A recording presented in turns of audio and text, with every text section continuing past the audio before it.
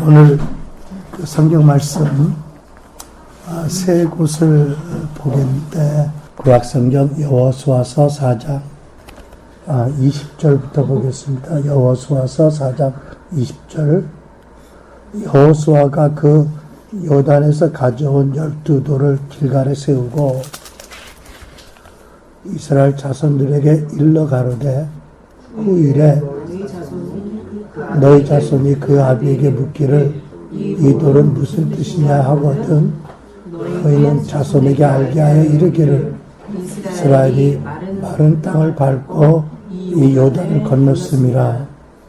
너희 하나님 여호와께서 요단 물을 너희 앞에 마르게 하사 너희로 건너게 한 것이 너희 하나님 여호와께서 우리 앞에 홍해를 말리시고 우리로 건너게 하신 것 같았나니 이는 땅의 모든 백성으로 여호와의 손이 능하심을 알게 하며 너희로 너희 하나님 여호와를 영원토록 경외하게 하려 하시니라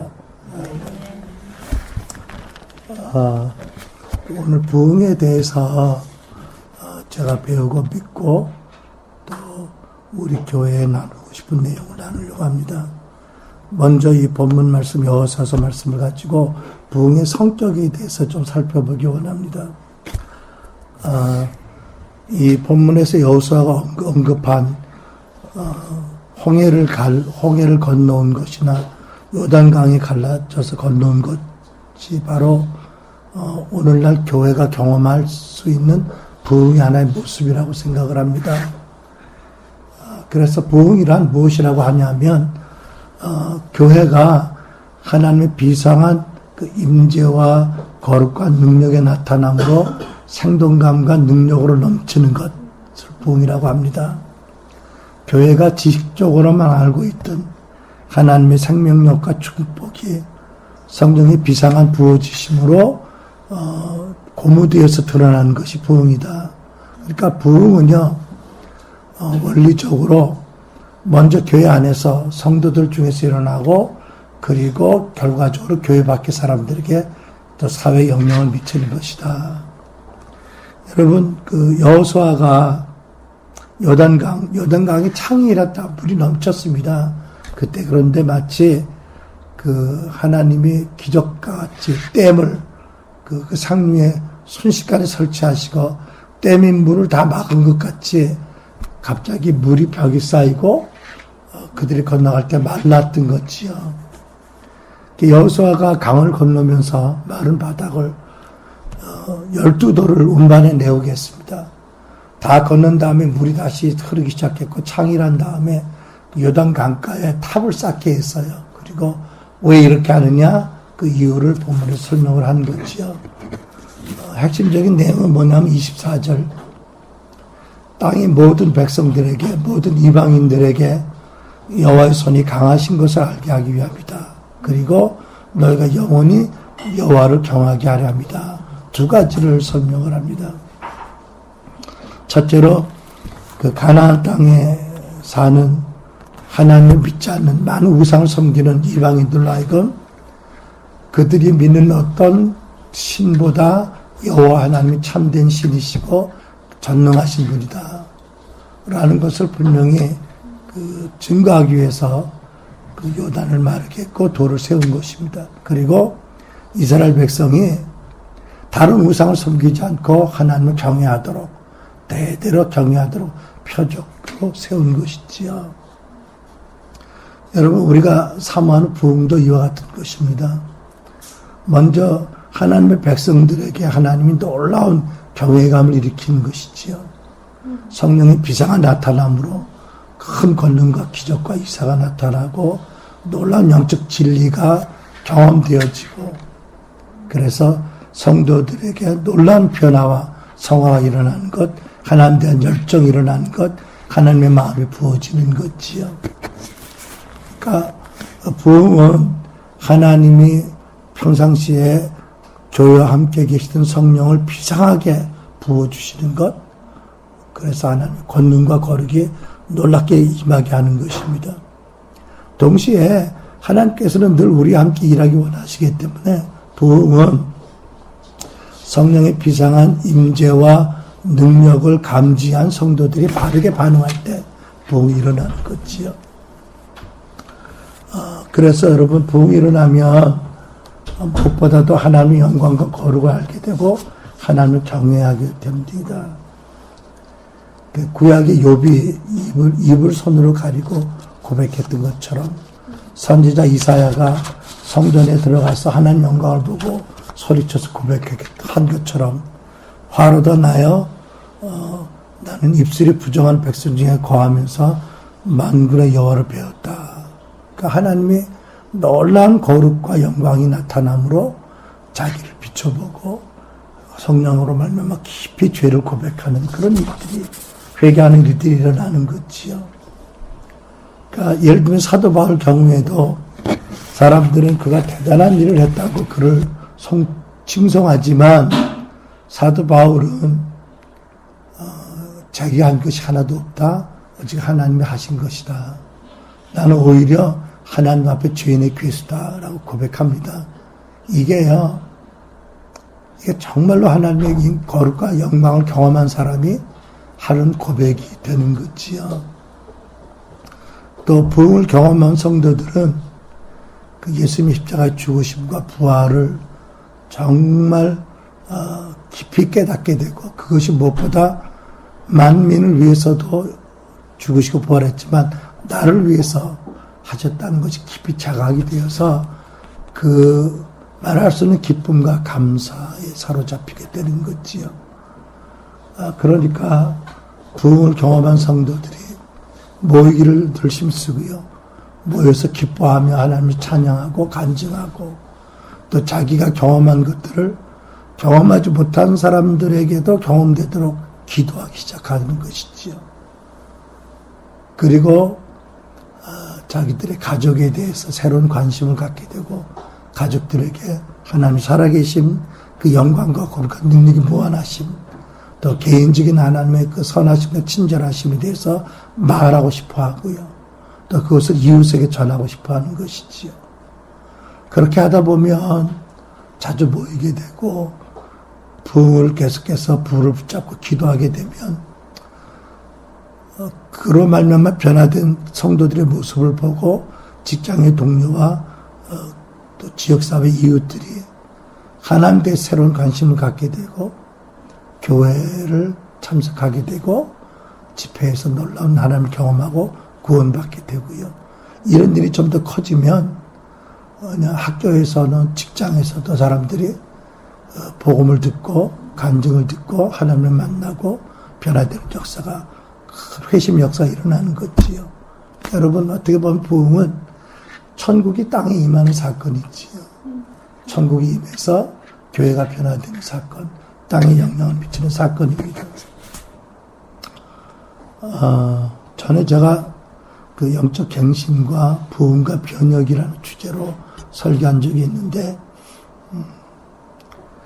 그 영어로 리뉴얼이라고 말하는 영적 갱신이 시기가 있고요. 단계가 있고 그 다음에 리바이벌이 있고 그 다음에 리포메이션이 있는 거죠. 그러니까 부흥의 결과는 결국 사회 변혁으로 이어지는 거지요. 그러니까 부흥은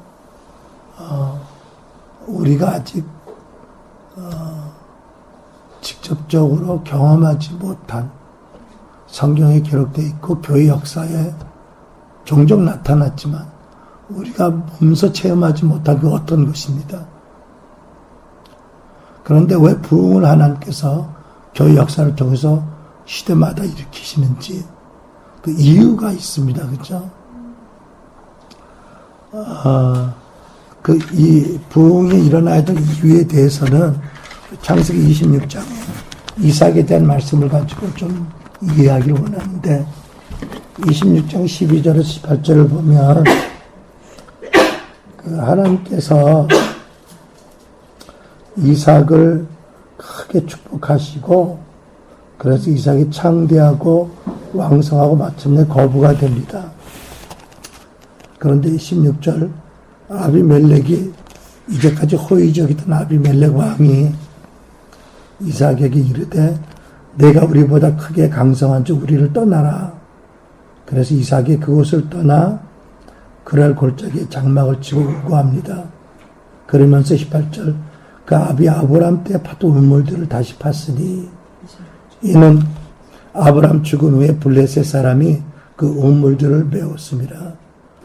여러분 이 이삭이 그 아버지 아브람의 우물을 파고 생명의 근원인 물을 얻은 사건이 어떻게 보면 교회에 생명을 새롭게 부어주는 생명력을 부어주는 부흥의 하나 예표가 됩니다.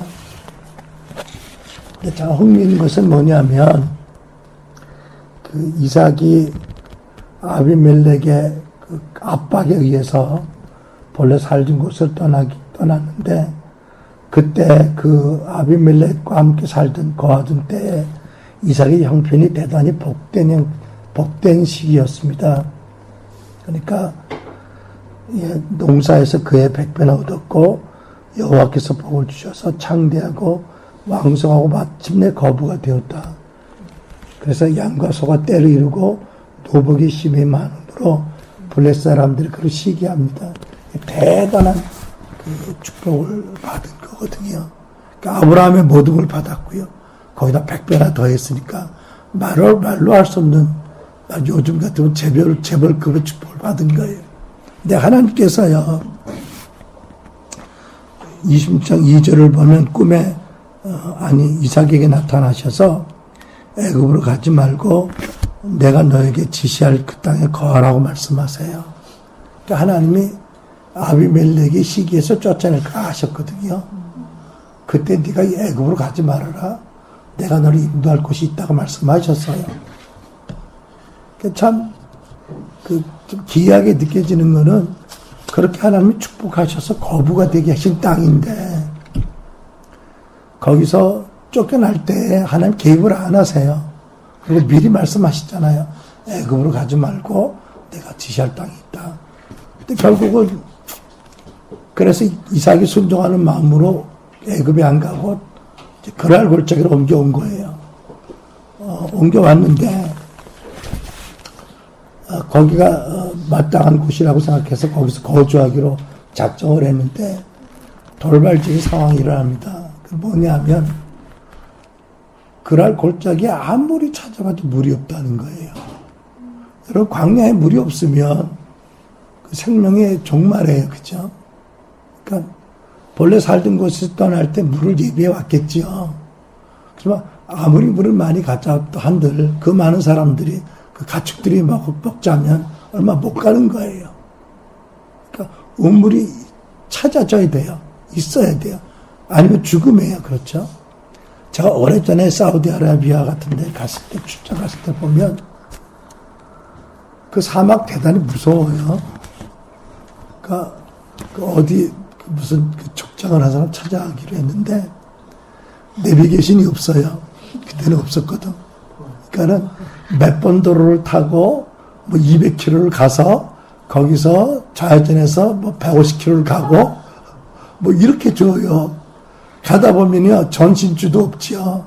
그냥 길만 있고 사방에 모래 바다예요. 동서남북 감각이 없어요. 나침반이 꼭 있어야 돼요.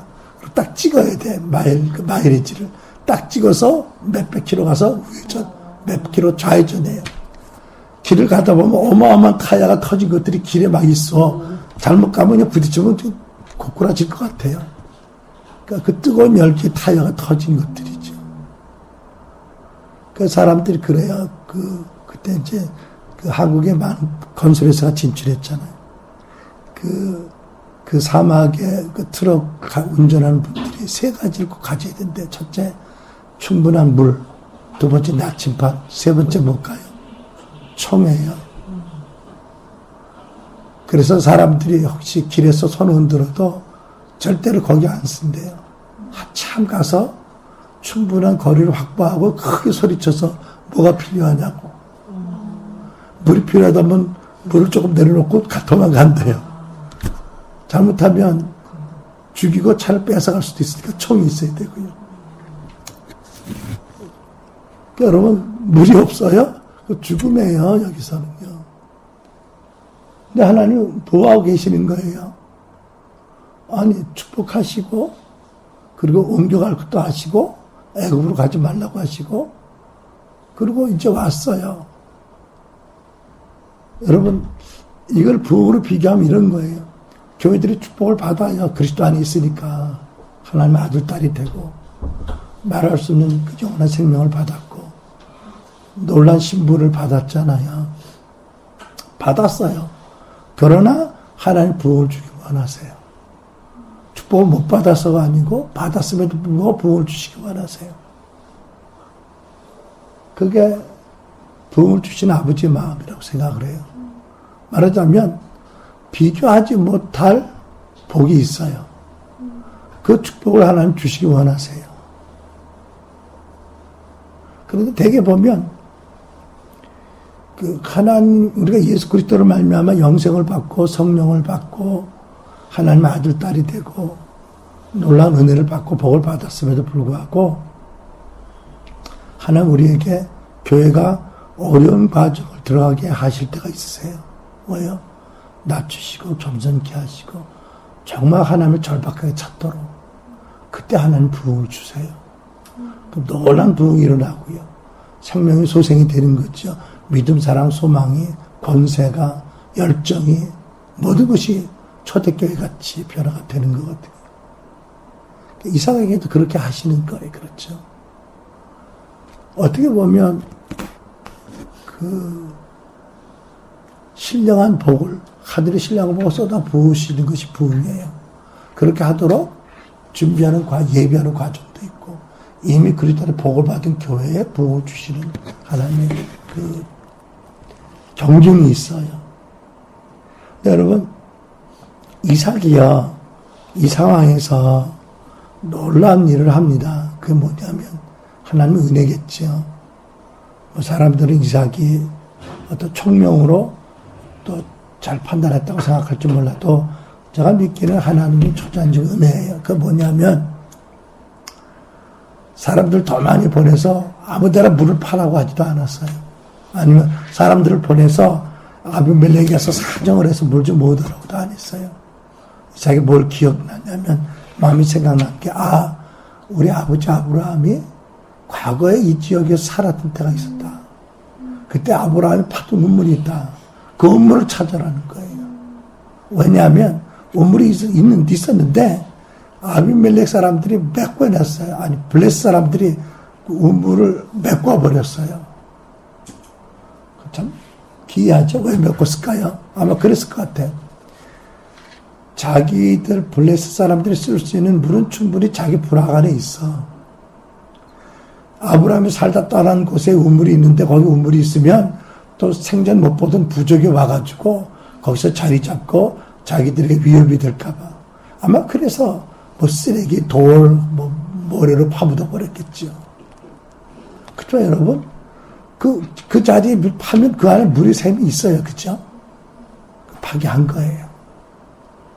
살았어요. 여러분, 교회가 이미 축복을 받았음에도 불구하고 교회가 부흥이 필요한 이유는 뭐냐면 이런 거예요. 세상이 교회의 생명의 근원인 생수의 근원인 우물을 막아버려요. 많은 것으로. 교회도 스스로 오염되어서 막아버려요. 우물을 덮어버렸어요. 그것이 무엇인지에 대해서는 오늘 다 얘기할 수 없지만 많은 것들이 있어요. 잘못된 교리, 언제 변질되는지 모르는 어떤 교회 관행들, 가치관들 이런 것들로 인해서 정말 성령의 생수를 막아버리는 거죠. 과거에 축복으로 살아가게 돼요.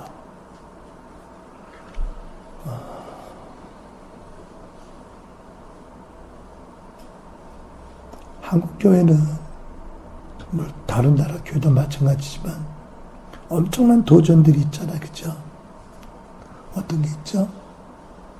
동성애 결혼 문제, 그죠? 또 이슬람,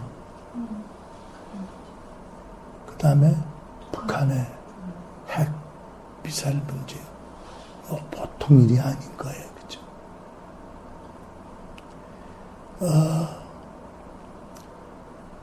이 교회 역사를 보면 부흥은 이미 복을 받은 교회가 어떤 이유로 여러 가지 이유로 변질되고 타락해서 그 시대를 전혀 감당하지 못하게 됐을 때, 또는 그 시대 정신을 감당하지 못하게 되었을 때, 또는 교회가 평상시에 가진 능력으로는 감당하지 못할 위기와 상황이 되었을 때 부어주세요. 그러니까 전에 제가 나눴지요. 불러 신학대학원의 윤리학과, 기독교 윤리학과 과장님이 한국교회는 지금 바벨론의 포로로 끌려가던 이스라엘 백성과 같이 비참한 상황이 있다. 우리는 사실 그런 거 별로 관심이 없어요. 그죠? 듣고 싶지 않아요. 여러분, 재밌는 게 항상 미주 교포들은요, 핵실험을 했다, 미사일 시험한다고 굉장히 걱정해요. 한국의 가족들, 식구들. 한국의 안보. 근데 한국 오면 전혀 우리는 별로 관심이 없어요. 왜? 하긴 그래야 살아요. 그렇게 염려하면 못 살잖아. 그죠? 여러분, 2차 세계대전 때요, 너무 젊은이들이 영국에서 마리 전쟁에 죽어나가니까 한동안 술집, 카페라 문을 닫게 했어요. 왜냐하면 같이 경건하게 근신하자고. 근데 금방 그걸 철회했어. 왜냐하면 사람들이 못 견뎌요. 그렇게 해서는. 그러니까 적당한 도피처, 그 위로가 필요한 거거든요. 글쎄 모르겠어요. 하여튼 한국을 생각하는 그 교포들은 대단히 위협적으로 생각을 해요. 근데 우리는 염려하고 근심하고 좌절하지 말아야 되지만 바로 알고 기도를 해야 될 필요는 있어요. 그죠? 그런 면에서 정말 한국교회가 부흥이 필요한 거예요. 그렇죠? 이 도도하게 어마어마한 자금을 앞세워서 선한 얼굴을 앞세우고 들어올 이슬람이라든지, 이미 유럽과 미국을 삼켜버린 동성애 문제라든지요. 그죠? 거기다가 더해서 철부지 통치권자가 가지고 있는 핵 장난감 문제. 해결할 방법이 없어요. 어떻게 보면 그동안에 정권을 맡은 사람들이 단기적인 안목을 가지고 계속 뜨거운 감자를 돌리고만 있었던 거 아닌가 하는 그런 생각도 드는 거예요. 지금 보면은요. 참. 누구도 책임질 사람이 없을 것 같아요. 하나님 외에는 우리에겐, 그죠? 하나님 외에는 누구도 책임질 사람이 없어요. 미국도 중국도 믿을 거 하나도 없고요. 그죠?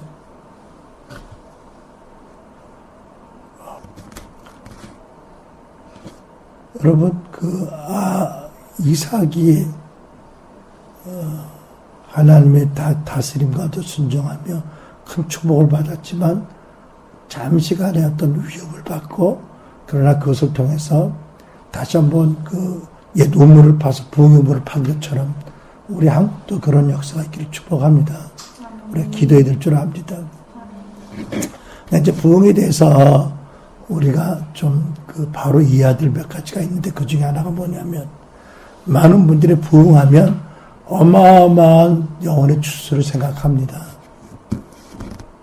근데 하나님이 부흥을 주시는 첫 번째 목적은 그게 아닌 거예요.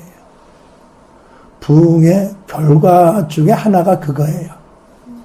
네, 여러분, 부흥의 결과가 그렇다고 그것 때문에 하나님이 부흥을 주신다고 생각하고 기도하는 건 아닌 것 같아요. 부흥을 주신 목적이 뭐라고요? 여러 가지 위협으로 낙심한 교회에게 하나님이 전능하신 분이라는 것, 살아계시다는 것, 그리고 그 하나님을 경외하도록 하기 위해서 부흥 주시는 거거든요. 그러니까 먼저 부흥은 교회를 되살리는 거예요. 그죠? 교회가 살아나고 천국의 교회를 통해서 이 땅에 임하고 결과적으로 많은 사람들이 영혼이 구원받고 사회가 변화되는 것, 이런 거잖아요. 그렇죠? 그러니까 그냥 많은 영혼이 구원받는 것을 위해서 부흥 기도한다? 그래서 제가 보기에 바른 성경적인 믿음은 아닌 것 같아요. 또 하나는 뭐냐면 교회가 연합이 안 돼서 부흥이 안 온다는 얘기를 하는데 그거 안 맞는 말씀이에요. 교회 역사도 그렇고 성경도 그렇게 얘기하지 않아요. 나중에 다시 얘기했지만 부흥이 시작되면 하나님께서 주의 종들이 하나님을 경외하면서 연합하게 하시지요. 교회 지도자들 아름답게 교회들이 연합해서 기도해서 부흥이 오는 줄 아세요? 아니에요. 부흥은요 어글리한 시기를 지나고 와요. 아주 비통한 시기를 지나고 와요. 이미 복을 받았지만 변질되고 또 겸손하게 되고 정말 하나님을만 찾고 의지하고 경외하는 그 시기를 통한 다음에 부흥이 오거든요. 그러니까 부흥에 많이 기도를 해서 성도들이 또는 연합해서 그 상급으로 주어지는 방식이 전혀 아닌 거예요. 하나님이 부흥을 그런 식으로 안 주세요. 어느 누구의 공로도 아니고 어느 누구의 조건도 아닌 거예요. 인류 역사를 주관하는 하나님이 하나님의 경륜 가운데 필요하기 위해서 부흥을 주권적으로 주시는 거거든요. 그러니까 여러분 이제 그 부흥과 많은 영혼들을 이렇게 연결해서 생각하면 사람이 많은 교회, 재정이 많은 교회 부흥했느냐? 그것도 아닐 수 있어요. 그럴 수도 있지만 아닐 수도 있고 되기는 아니에요. 오늘날은요. 정말 하나님의 놀라운 영광 임재가 거기 나타나고 정말 성도들이 하나님의 경외감에 사로잡히고 그러면서 깊이 회개하고 삶이 변화되고 그 하나님의 구원과 그 하나님의 영광에 대한 열정이 폭파가 막 불타오르고 이렇다면 그건 맞는 거예요. 그런데 그렇지 않다면 그거는 부흥이라고 말할 수는 아닌 거지. 그러니까 여러분 우리가 부흥에 대해서 너무 비성경적이거나 기독교 역사에서 보았던 그 교훈에 비해서 너무 저급한 기대를 갖는 것은 마땅한 게 아니라고 생각해요. 여러분 부흥이라는 단어의 뜻은 회복하다, 다시 불붙이다, 복구하다라는 거잖아요. revival, 다시 적조사, 다시 자리 생명력이 다시 충만하게 된다. 생명이 회복된다는 거잖아요. 교회의 권능과 생명력과 영광과 아름다움이 회복되는 거죠. 다시 언제처럼? 오순절처럼. 오순절 이스라엘 예루살렘 교회 부흥처럼 또는 안디옥 교회 부흥과 같이 성경적인 부흥이 다시 일어나는 것이 바로 부흥인 거지요. 그렇죠? 그러니까 여러분 신약 성경의 빌립보 4장 10절에 아나달로라는 그 할라어가 쓰여집니다. 여기에 무슨 뜻으로 쓰여지냐면 다시 싹이 나다라는 뜻인데 사도 바울을 향한 그 빌립보 성도들의 마음이 뜨거웠다가 식어졌다가 다시 살아난 걸 얘기하는 거예요. 나를 향한 너희들의 마음이 다시 살아나 싹이 다시 돋았다. 사실 옛적이나 이제나 어린아이들이나 out of sight, out of mind 아니에요. 그쵸? 특히 우리 내 사랑을 잃어버리고 왔어요. 내가 너무 아파가지고 우리 손주들을 그림자같이 옆에서만 보고 거리를 뛰고 기침 아무것도 못하지 않도록 가리고 만지지도 못하고 그러다 보니까 얘들이요 이상한 거예요.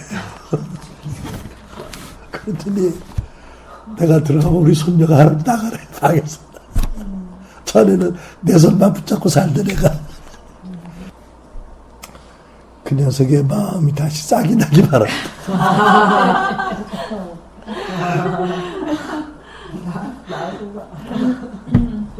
내가 웬만큼 나와서 이렇게 좀 이렇게 등을 만져줘 그랬더니 내 손을 잡고 할아버지 감 이렇게 끌고 다니더라고. 근데 내가 안 갔어. 감기 오를까봐. 감기가 그냥 갔어요. 근데 하나님 기도했어요. 하나님 나 떠나기 전에 제가 아프지 않아야 된다고. 나 제 아프면 못 간다. 근데 애기라서 그렇고 하나님이 기도응답이겠죠. 한 이틀 헐렁거리더니 밤을 못 자고 열이 났더니 낫더라고요. 근데 결국은 우리 큰딸한테 감기를 준 것 같아 내가. 우리 우리 집사람 감염되지 않게 해달라고 열심히 기도했고요. 아무튼 다시 싹이 난다. 다시 생명력과 영광과 그 본능과 하나님의 임재가 경외함이 회복되는 것. 그러니까 개인적으로 성도들이 믿음과 사랑과 소망에 죽었던 것 같은 것이 다시 일으켜지는 것. 이것이 개인적인 부흥이 있죠. 그러니까 부흥은 1차적으로 이미 믿는 성도들 교회 안에서 일하는 하나님의 역사예요. 그리고 그것이 연결되어지는 것이 부흥의 부수적인 결과이고 그것이 왕성하게 되면 변혁이 되겠죠. 그죠? 그러니까 여러분, 나는 우리 교회가 그 리니얼 영적 갱신에 들어와 있다고 생각해요. 그러니까 성령의 은사들이 회복되어지고 하나님 임재가 이전과 달리 나타나는 것. 근데 부흥은 또 다른 차원이에요. 그죠? 개인적으로 집합적으로 부흥이 임하기를 간절히 기도해 줄 것입니다.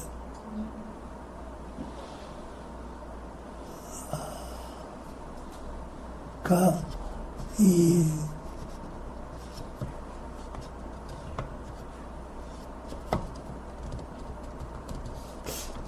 하나님의 성령께서 늘 교회와 함께 계세요. 그죠? 우리도 함께 계세요. 그런데 어떤 때에 하나님께서 놀랍게 다시 한번 그 성령의 강력한 임재를 나타나게 하세요. 이스라엘 백성들도 광야에 있을 때 불기둥, 구름기둥, 말할 수 없는 기적과 표적이 있고 하나님 함께 계셨잖아요. 그러나 그것과 창이라든 요단강이 갑자기 물벽을 세우듯 끊어지고 그 마른 강을 그 백성들이 건너간 사건은 또 다른 차원이잖아요. 그렇죠? 여러분, 우리가 이삭에 대한 이 말씀을 보면서 우리는 또 한 가지 이걸 생각하게 됩니다.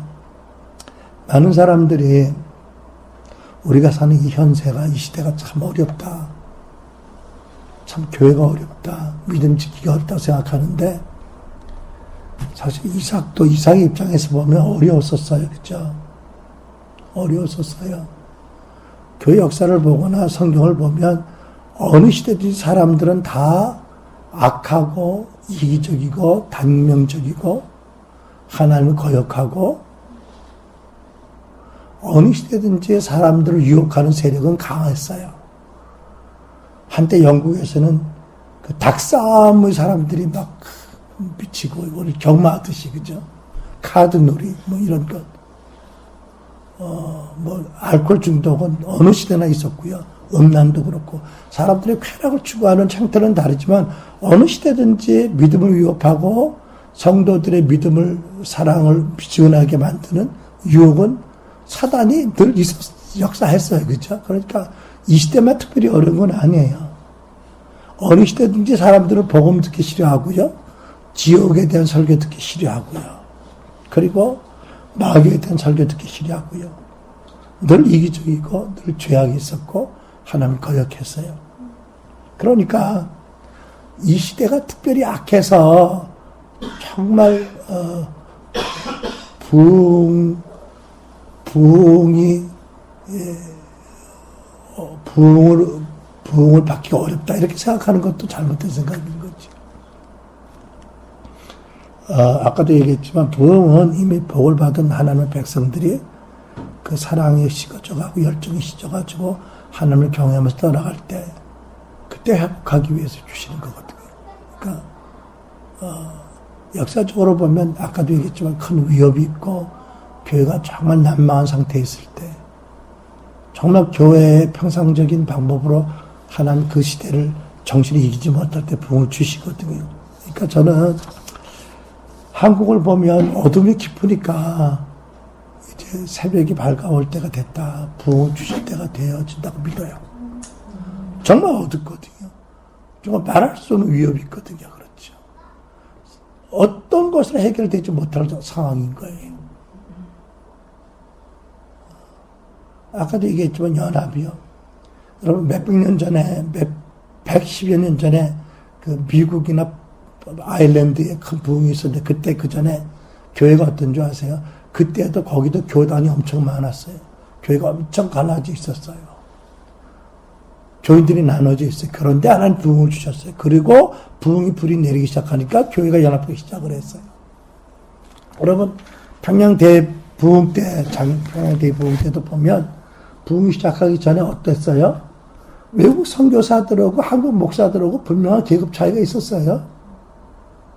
물론 선교사님들 나름대로 많은 그런 그 희생과 수고를 아끼지 않았지만 그럼에도 불구하고 엄연히 한국 교회 안에는 선교사들과 한국 목사의 차이는 분명히 있었어요. 하나 아니었었어요. 한국 교회는 얼마나 수직적인 계급의식이 있어요, 그죠? 목사와 장로 나눠져 있었어요, 사실이요. 그렇게 별로 아름답지 않았거든요. 그런데 하나님 부흥을 주셨거든요. 그러니까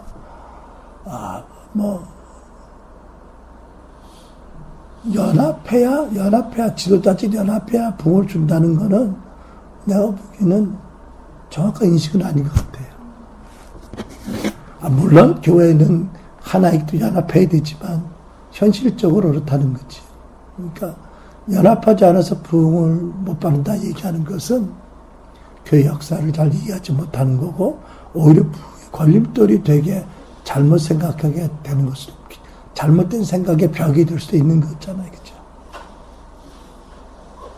그러니까 합심해서 기도해야 부흥이 온다. 그것도요, 부흥을 시작하신 하나님의 그 오케스트링 하시는, 이끌어 하시는 하나님 인도하시면 순종함으로 되어지는 거거든요. 여러분, 이제 마지막으로 우리가 부흥의 준비 가운데 예수님이 개인적으로 분부하신 내용을 보겠는데, 이 말씀 보면 우리가 좀 더 이해가 될 줄 믿습니다. 요한복음 20장입니다. 그럼에도 불구하고 우리가 어떻게 준비하도록 예수님이 분부하셨는지, 요한복음 20장 19절로 23절을 보면 이런 말씀이 기록되어 있습니다. 이날 곧 안식 후 첫날 저녁 때에 제자들이 유대인을 두려워하여 모인 곳에 문들을 닫았더니 예수께서 오사 가운데 서서 가라사대 너에게 평강이 있을지어다. 이 말씀을 하시고 손과 옆구리를 보이시니 제자들이 주를 보고 기뻐하더라.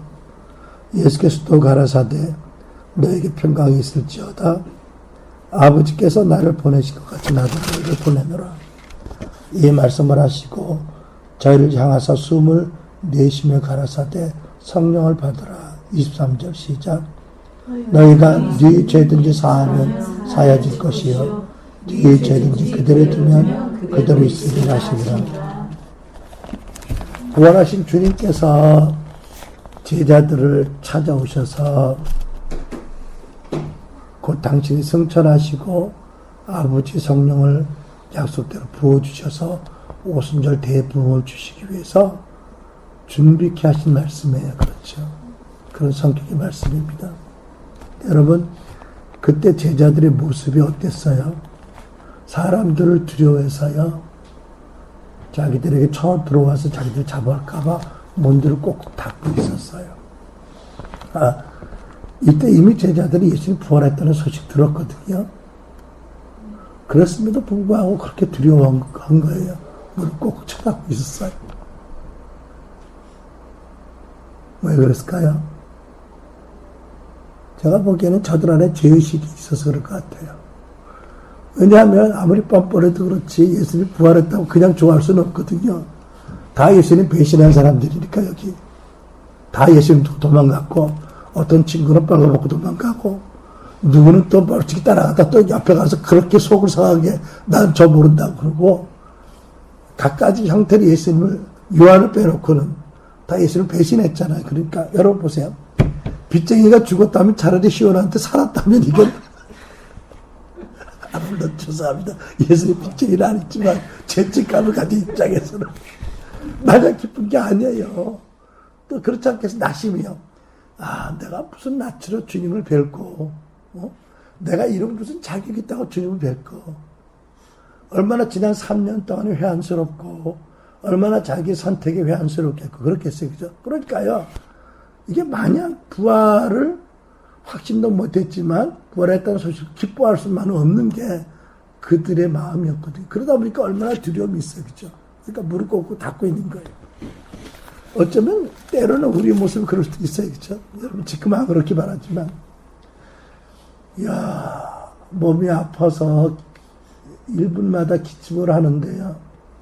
한 일주일 하니까 나 이러다 죽는가 보다 싶은 생각이 들더라고요. 여러분 이해가 안 될지 모르겠는데 우리 손주가 그러더래. 크리스틴 큰아들이 엄마 할아버지 저렇게 아프다 죽는 거야 그러더래. 내가 기침한 거 하도 듣고 지방에서 그랬더니 지 엄마가 할아버지가 아프긴 아픈데 죽으려면 아직 세월이 많이 있어. 그랬다. 어떻게 하면 그 어린애가 할아버지 죽는 거냐고. 기침할 때마다 힘이 빠지고요. 땀이 나고. 두려워지더라고요. 몸이 그렇게 아프니까 내 믿음이 어딘지 모르겠더라고. 그냥 인사불성으로 잠만 자. 약 먹으면 자고. 이야, 그때 여러분들이 기도한다고 생각하기 얼마나 감사한지 모르겠어.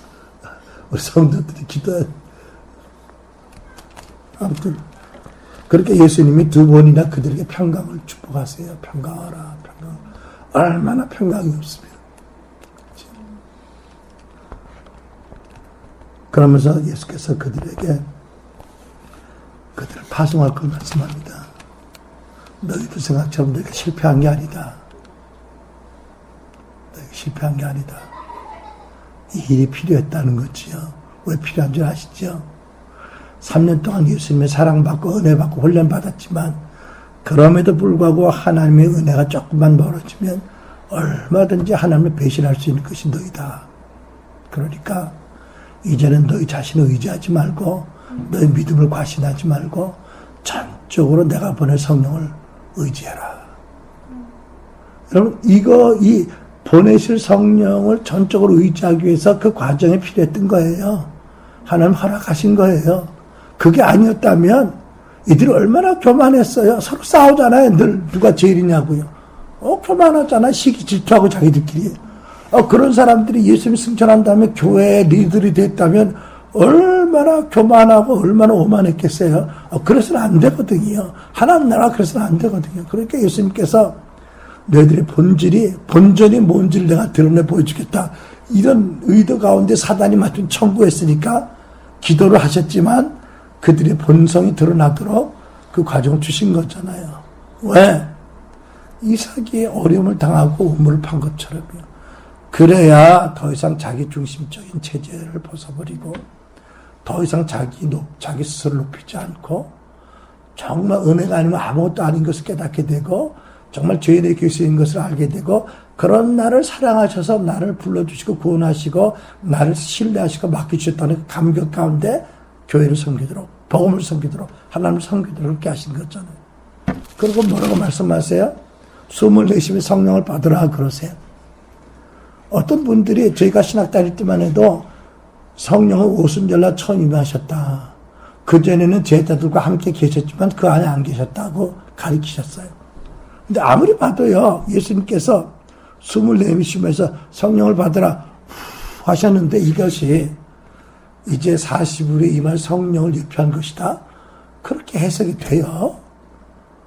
예수님이 뭐 간사한 분도 아니고 그런 분 아니잖아요. 받으라 그러면 주시는 거 아니에요. 그죠? 주시면서 받으라 하지 안 주시면서 받으라 하실 분이세요? 임하신 거예요. 오순절같이 권능으로 큰 능력으로 오신 건 아니지만 최소한도 그들의 상한 마음을 위로하고 그들 안에 그 용기를 갖게 하는 것. 그래서 용기를 내어서 말씀에 순종할 수 있는 최소한의 능력을 부어주시는 정도의 성령을 주신 거 아니에요. 그죠? 여러분 보세요. 그래서 뭐라고 말씀하죠? 만약 너희가 누구의 죄를 용서한다고 선포하지만 그 사람 죄가 용서받을 것이다. 아니면 그대로 있을 것이다. 이렇게 말씀하고 되겠죠. 무슨 말씀하시는 거예요? 내가 너희들을 나의 제자로 이 세상에 보낸다. 나의 대리인으로. 그러나 너희들은 너의 능력과 이미 받은 너희들의 경험을 의지하지 말고 나의 성령을 전적으로 의지해라. 너희들이 경험한 것처럼 나의 은혜가 조금만 멀어지면 너는 아무것도 아닌 것을 너희들이 알아야 된다. 저도 나는 왜 하나님이 그걸 또 경험시킨지 모르고 내가 알거든요. 하나님 은혜가 아니면 나 아무것도 아닌지 내가 알아요. 근데 아는데도 왜 경험을 시키시는지 아무튼 나 고민을 좀 했어요. 내가 아는 게 제대로 아는 게 아닌가 보지. 우리 교회 성도들이 있고 그들이 기도하지 않으면 난 아무것도 아니라는 것을, 가족들이 없으면 난 죽은 시체 같다는 걸 그냥 실감을 하고 한 2주를 알았거든. 내가 아직도 머리를 아는 거구나. 근데 그렇잖아요. 그 남아프리카 누구? 하이디 베이커? 2번이나 온몸에 힘을 다 빼가지고 한 번은 20일, 한 번은 일주일인가. 손가락 하나 까딱할 힘이 안 남았더래요. 화장실 가려면 5-6명이 붙어야 되는데 얼마나 부끄럽겠어. 그 콧대 높은 여자가. 얼마나 헌신적이고, 얼마나 교양 있고, 얼마나 교육을 많이 받고. 그리고 선교사로 헌신한 분이 일주일, 그때는요, 2층에서 일주일 내려올 때 온몸이 아파서 내려오긴 했어, 내가. 화장실 언제 가거든. 저녁에 붙어서 끌고 간다고, 화장실을. 20일 동안 생각해 보세요. 정말 지체가 필요하구나. 정말 하나님 은혜가 아니면 아무것도 아니구나. 이게 철저하게 인식되니까 순종할 수 있는 거잖아요. 그죠? 언제든지, 어느 때든지, 하나님 뭐라고 말씀하든지 순종할 수 있는 게 거기서 시작되는 거잖아요. 하나님이 제자들이 그걸 지금 가르치신 거거든요. 그리고 그들의 두려움과 그들의 염려와 그들의 죄책감을 성령으로 말미암아 위로시켜 주시고 용기를 주어서 뭘 하게 하세요? 죄를 자백하게 시키시는 거거든요. 여러분 사도행전에 보면 저들이 합심해서 한 마음으로 기도했다. 제자들도 있고 여자들도 있고 예수의 아우들도 있고요. 이게 전혀 다른 그룹이에요. 예수님의 아우들은 예수님 미쳤다고 보험사무 잡으러 다닌 사람들이고, 그러니까 제자들 보기 얼마나 웃었겠어요. 너희들 우리 형이 미친지도 모르고 따라다니는 너희는 따블로 미쳤다 이랬을 거 아니에요. 그죠? 제자들이 보기 예수님 아우들 얼마나 또 웃겨요. 그죠? 저것들 영광의 구주를 알아보지 못하고 혈육이라는 게 자기 형을 미쳤다고 쫓았다니 얼마나 딱하니 서로요. 그죠? 그 당시 여자들은 죄송합니다 하면 숫자 축에도 먹혔잖아요. 근데 이 세 그룹도 아니에요. 제자들 보면 저마다 다 모래같이 흩어졌던 사람들이잖아요. 예수님 버리고. 이 사람들 어떻게 합심하게 한 마음으로 기도해요? 예수님의 이러한 준비 과정이 있었으니까 되는 거거든요. 그래서 성령을 부어주시고 서로 죄를 고백하고 용서를 선포해 주라고 말씀하셨어요. 여러분, 이게 성경에는 안 나왔지만 이 말씀 보면 반드시 예수님의 제자들 가운데 일이 있었던 거예요. 그러지 않으면 안 되거든요. 하나가요. 그렇잖아요. 그죠? 우리 가족 중에서도 누가 심각한 문제를 일으키고 죄를 졌어. 그러고 나서 며칠 있다가 아무 일 없다듯이 이러고 행동을 못하니요. 그런다고 여러분 그 상한 관계가 회복이 돼요?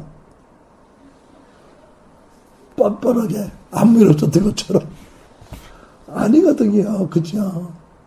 그냥 뭐 다른 사람도 아무 일 없는 것처럼 할 수는 있지만 그 상한 관계는 그렇게 해서 회복되는 게 아니잖아요. 그죠?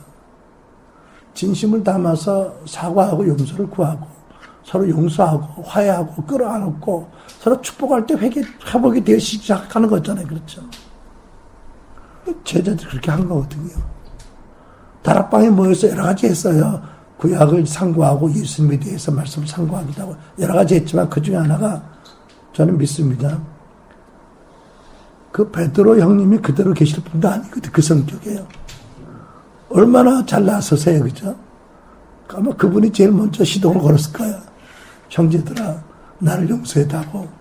내가 이렇게 해서 예수님 면전에서 이렇게 했고, 이래서 내가 자기 우는 소리 듣고 회개하고 눈물을 졌고, 이렇게 했다고.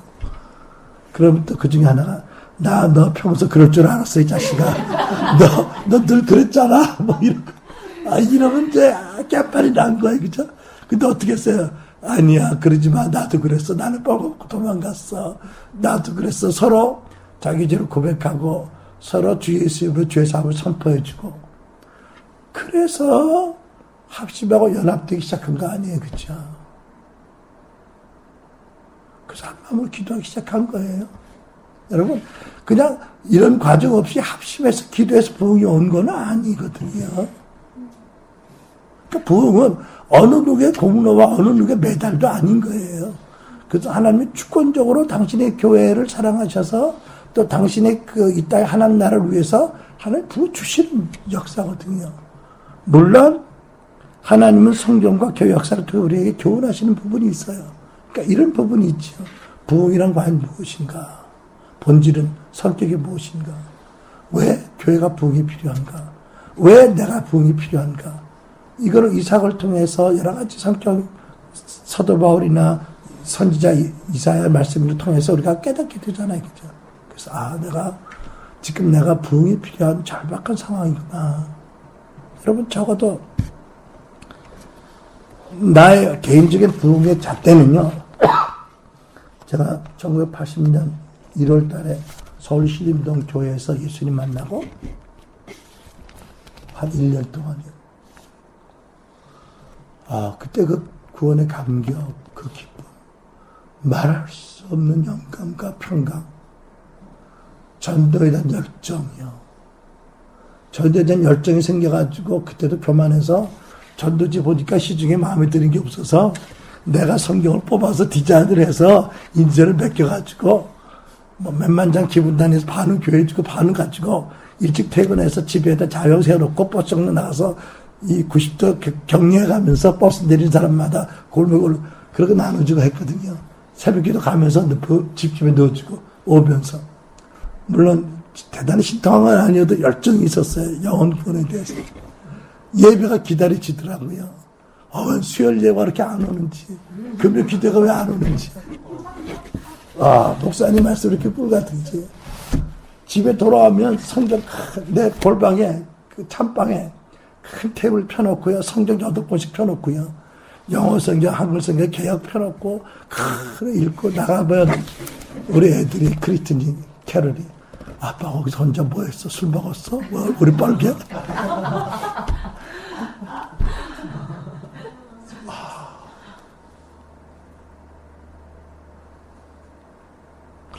기도하는 게 좋았고요.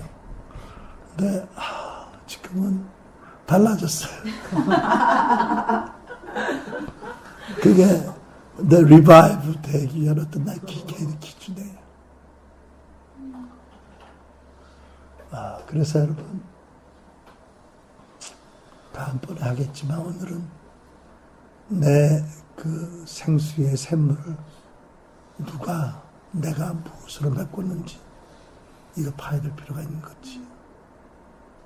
여러분들은 어떤지 모르지만 이삭이 봤던 그 옛 운물이 첫사랑의 운물이 파져야 되는 거지. 그때 열정이, 그때 하나님을 향한 그 열정, 경외감. 그리고 우리는 본문의 말씀, 요한복음 말씀처럼 오늘도 하나님께서 어제나 오늘을 동일하신 예수께서 이 예배 초소에 예배드린 우리들과 함께 계실 것을 믿고요. 그분이 평강의 왕이고 전능하신 분인 걸 믿고 모든 염려와 두려움을 그분의 발 앞에 그분 앞에 구할 것입니다. 주님, 오늘 우리에게도 성령을 부어주십시오. 주님, 오늘도 주께서 부족한 우리에게 당신의 나라와 복음을 맡기신 것을 우리에게 다시 한번 자각하게 해주십시오. 아버지께서 나를 보낸 것처럼 내가 너를 보낸다고 하신 그 음성을 듣게 하소서. 하나님, 성령이 임하셔서 먼저 우리를 책망하실 때 우리의 죄를 고백하는 것에 게으르지 않게 하시고, 우리가 죄를 회개할 때마다 주는 미쁘시고 의로우시셔서 예수의 보혈로 우리를 씻어주시는 것을 확신하게, 우리가 회개 기도를 많이 해서가 아니라 예수님의 십자가에서 우리 대신 죄와 저주를 받으셨기 때문에, 그래서 우리를 대속하셨기 때문에 그 말씀을 믿는 우리의 그 짧은 기도라도, 가냘픈 기도도 하나님이 기뻐 응답하는 것을 믿고 기도해야 될 거고요. 우리가 누가 나에게 죄를 고백하거든 그를 판단하지 않고 그의 죄도 나와 동일하게 예수의 보혈로 덮인 것을 선포해주고, 더 이상 어떤 죄책감도 어떤 사단의 권세도 그에게 달라붙지 못하도록 죄사함을 선포해주고, 죄의 굴레를 끊어주고, 영적 자유함 가운데 성령이 이끌려 부흥을 준비하도록, 예비하도록, 사모하도록, 그렇게 우리가 성경적인 교훈을 받아서 나름 준비할 부분이 있다고 믿습니다. 기도하겠습니다.